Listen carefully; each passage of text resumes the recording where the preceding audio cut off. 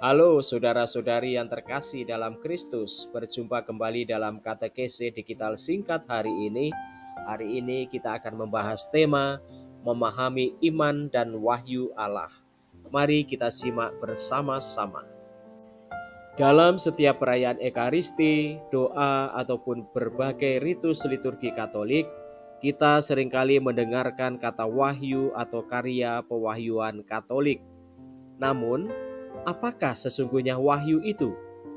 Apakah melalui wahyu kita sanggup mengenal, menemukan, dan bahkan menjumpai Allah? Bagaimana posisi iman di hadapan wahyu? Dalam teologi Katolik, wahyu selalu identik dengan penyingkapan diri Allah. Itu berarti wahyu amat terpaut dengan pemakluman identitas Allah yang dinyatakan kepada manusia melalui tanda-tanda ataupun peristiwa iman tertentu. Maka, dalam konstitusi dogmatis Dei Verbum ditegaskan demikian. Dalam kebaikan dan kebijaksanaannya, Allah berkenan mewahyukan dirinya dan memaklumkan rahasia kehendaknya. Berkat rahasia itu, manusia dapat menghadap Bapa melalui Kristus Sabda yang menjadi daging dalam Roh Kudus dan ikut serta dalam kodrat ilahi. Lantas, mengapa wahyu diamini sebagai hal yang penting dalam Gereja Katolik? Atau mengapa mesti ada wahyu? Sekurang-kurangnya terdapat dua alasan mengapa wahyu mesti ada. Pertama, karena melalui wahyu Allah mau menunjukkan kebenaran-kebenaran dirinya. Sebagaimana ditegaskan dalam Dei Verbum artikel ke-6, melalui wahyu Allah hendak memperlihatkan, menampakkan, dan membuka dirinya sendiri serta keputusan kehendaknya kepada manusia, yakni untuk mengikut sertakan manusia dalam harta-harta ilahi yang sama sekali melampaui daya tangkap akal budi manusia. Lantas, apa resiko yang terjadi tatkala Allah mau menunjukkan kebenaran-kebenaran dirinya? Apa akibat dari peristiwa iman demikian? Sesungguhnya, melalui peristiwa tersebut, manusia pun memiliki pengetahuan yang cukup tentang Allah. Melalui karya penyingkapan diri Allah, manusia menjadi tahu tentang identitas Tuhan yang diimani. Singkatnya, manusia pun memperoleh pengertian tentang iman yang tumbuh dan berkembang dalam dirinya. Hal ini seyogyanya dapat dilihat dalam kepenuhan wahyu Yesus Kristus. Dalam seluruh karya pewartaannya, Yesus Kristus menampakkan rencana dan kehendak untuk menyelamatkan manusia. Ia datang untuk menyatakan kerajaan Allah. Demikian, ia juga mau menunjukkan tentang misteri agung Sang Allah Bapa. Sehingga dalam pernyataan terhadap Filipus, Yesus katakan demikian, "Barang siapa telah melihat aku, ia telah melihat Bapa." Kedua, karena melalui wahyu, Allah hendak menyelamatkan manusia. Dalam Dei Verbum artikel 3 ditegaskan bahwa melalui pewahyuan, Allah hendak membuka jalan menuju keselamatan yang sebetulnya sudah lama ditampakkan kepada manusia pertama. Sejak perjanjian lama hingga perjanjian baru, Allah seyogyanya telah menunjukkan karya pewahyuan kepada manusia. Namun dengan demikian, tindakan Allah tersebut bukan tanpa alasan. Allah justru bertindak demikian supaya manusia dapat memperoleh keselamatan. Allah datang menunjukkan dirinya supaya manusia dapat memperoleh kehidupan kekal. Sehingga dalam Injil Yohanes bab 14 ayat 6, Yesus mengatakan demikian, "Akulah jalan, kebenaran, dan hidup." Sebab tentu ia telah menyatakan dirinya dan hanya melalui karya pewahyuannya orang akan menggapai keselamatan hidup. Posisi iman dan model pewahyuan. Selain dijelaskan tentang alasan karya pewahyuan dalam teologi Katolik, juga dikemukakan dua jenis wahyu, yakni wahyu umum dan wahyu khusus atau pribadi. Wahyu umum sesungguhnya terkait dengan kebenaran-kebenaran umum tentang Allah yang secara tekstual, misalnya dinyatakan dalam kitab suci. Maka dari itu, semua pengajaran tentang Allah yang dinyatakan dan diakui dalam Perjanjian Lama dan Perjanjian Baru adalah bagian dari cara Allah menyatakan dirinya. Sementara itu, wahyu pribadi terjadi dalam perjumpaan personal seorang pribadi dalam kehidupan sehari-hari. Itu berarti wahyu pribadi terjadi hanya pada diri orang tertentu saja. Wahyu ini adalah rahmat khusus yang hanya diperuntukkan untuk segelintir orang.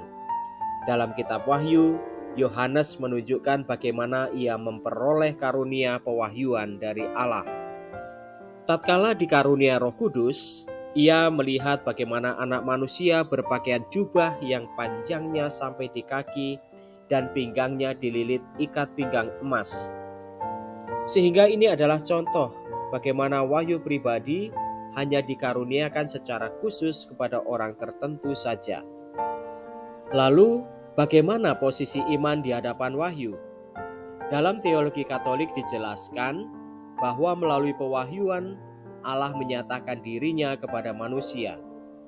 Karena itu, di hadapan wahyu, manusia semestinya menunjukkan keberimanannya yang utuh. Wahyu yang telah dinyatakan Allah harus dibalas dengan iman atau keyakinan manusia akan Allah. Sebab dalam Katekismus Gereja Katolik dijelaskan demikian. Melalui iman, manusia menaklukkan seluruh pikiran dan kehendaknya kepada Allah. Dengan segenap pribadinya, manusia menyetujui Allah yang mewahyukan diri. Karena itu, sekali lagi diingatkan bahwa Allah sesungguhnya sudah menyatakan dirinya kepada manusia dalam setiap karya pewahyuan. Maka, kita sekalian diundang untuk tetap setia dalam keyakinan dan berdiri kokoh dalam pengharapan. Sehingga demikianlah, kita mesti mengingat bahwa iman membuat semua hal menjadi mungkin. Cinta membuat semua hal menjadi mudah. Maka di hadapan misteri agung, kita mesti memperbanyak iman, sebab dengan itu kita dapat mengerti sesuatu yang sulit sekalipun.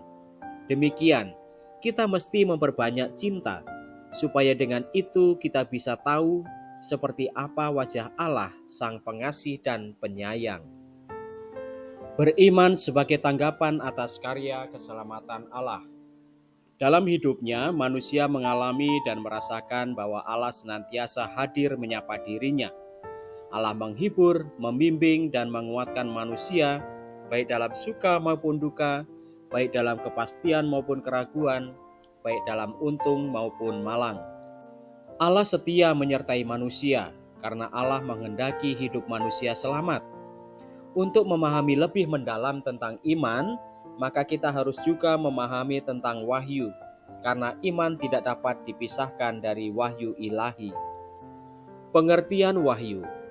Kata wahyu secara etimologis berasal dari bahasa Latin revelare dan bahasa Inggris revelation, yang berarti penyingkapan atau penglihatan sesuatu yang tersembunyi. Wahyu. Pengertian wahyu ilahi dalam teologi Kristiani dapat dirumuskan sebagai berikut. Pernyataan Allah yang tak kelihatan, misterius yang tak mungkin dihampiri manusia dengan kemampuannya sendiri. Dalam pernyataan itu Allah memperkenalkan dirinya dan memberikan dirinya untuk dikasihi. Subjek pewahyuan ilahi adalah Allah sendiri sebagaimana dirumuskan. Dalam kebaikan dan kebijaksanaannya, Allah berkenan mewahyukan. Dengan kata lain, Allah yang diperkenalkan adalah Allah yang baik, bijaksana, berkelimpahan cinta kasih. Jadi, keinginan Allah mau bersahabat itu adalah kebaikan, cinta, dan kebijaksanaannya. Dialah Bapa yang diperkenalkan oleh Yesus Kristus. Jadi isi pewahyuan adalah diri Allah sendiri dan rahasia kehendak-Nya. Dari kutipan di atas jelas bahwa wahyu adalah Allah sendiri yang menyapa manusia, yang berbicara dengan manusia, yang berhubungan secara pribadi dengan manusia. Iman. Kalau wahyu adalah Allah sendiri yang menyapa manusia, maka dari pihak manusia diharapkan tanggapan atas sapaan itu. Tanggapan ini disebut iman. Iman adalah sikap penyerahan diri manusia dalam pertemuan pribadi dengan Allah. Iman adalah ikatan pribadi manusia dengan Allah dan sekaligus tidak terpisahkan dari itu. Persetujuan secara bebas terhadap segala kebenaran yang diwahyukan Allah. Sebagai ikatan pribadi dengan Allah dan persetujuan terhadap kebenaran yang diwahyukan Allah, iman Kristen berbeda dengan kepercayaan yang diberikan kepada seorang manusia.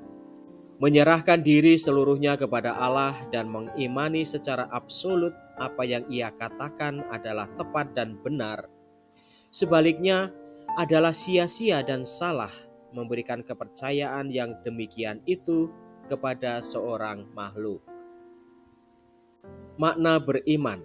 Pertama, beriman tidak hanya sekedar tahu atau sekedar percaya, tetapi berani melakukan apa yang diketahui dan dipercayai. Kedua, dengan kata lain, beriman kepada Allah berarti menyerahkan diri secara total kepada Allah. Ketiga, penyerahan diri secara total itu muncul berdasarkan keyakinan bahwa Allah pasti akan memberikan dan melakukan yang terbaik bagi manusia. Yang dikehendaki Allah semata-mata kebahagiaan dan keselamatan manusia. 4. Sikap penyerahan diri secara total tersebut memungkinkan manusia tidak tawar-menawar, apalagi memaksakan kehendak sendiri. Tidak ragu-ragu. Iman yang merupakan relasi dengan Tuhan akan lebih nyata jika manusia memberikan jawaban atas panggilan Allah berupa tindakan yang nyata. Relasi manusia dengan Allah akan menjadi lebih nyata jika iman tidak hanya diungkapkan melalui doa maupun puji-pujian saja, tetapi juga diwujudkan dalam hidup sehari-hari, terutama melalui perbuatan baik yang menyelamatkan dan membahagiakan sesama. Orang dapat disebut betul-betul beriman bila ia sungguh-sungguh menghayati dan mewujudkan imannya dalam hidup sehari-hari. Karena jika iman itu tidak disertai perbuatan, maka iman itu pada hakikatnya adalah mati. Sebab iman bekerja sama dengan perbuatan-perbuatan, dan oleh perbuatan-perbuatan itulah iman menjadi sempurna. Manusia dibenarkan karena perbuatan-perbuatannya, bukan hanya karena iman.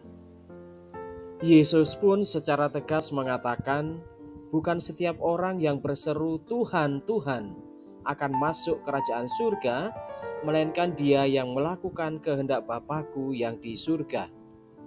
Demikianlah saudari-saudara pembahasan mengenai iman dan wahyu Allah. Semoga membantu. Salam.